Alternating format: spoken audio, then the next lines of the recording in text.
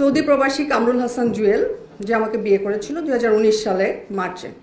তার যে ব্যবসার ব্যাপারে আমি ক্লিয়ার হয়েছিলাম বিয়ের পরে, সেটা হচ্ছে সে বাংলাদেশের যে কিছু মন্ত্রী ছিল, স্বরাষ্ট্রমন্ত্রী কামাল সাহেব থেকে শুরু করে মন্ত্রী এবং পুলিশের ঊর্ধ্বতন কর্মকর্তাদের টাকা হুন্ডির মাধ্যমে পাচার করত মিডল ইস্টে। এবং এইসব তথ্য আমি জেনে যাওয়ার পরেও, তার আরও যেসব গোপন কথা আছে সব জেনে যাওয়ার পরে আমাকে সে নির্যাতন শুরু করে। সেটা শারীরিক নির্যাতন থেকে শুরু করে মানসিক নির্যাতন সব কিছু। এবং আমি যখন তাকে ছেড়ে দিতে চাই, ডিভোর্স দিতে চাই, তখন সে শুরু করে হুমকি দেওয়া। হুমকিটা হচ্ছে যে আমার পুরো ফ্যামিলিকে গুম করবে, আমার ছেলেকে, ইভেন আমাকে প্রাণনাশের হুমকি তো ছিলই, তার সাথে মামলা দিবে, মিথ্যা মামলায় আমাদের ফাঁসাবে, আমাদেরকে গুম করবে, আমার ভাইকে গুম করবে, আমরা বুঝতেও পারবো না।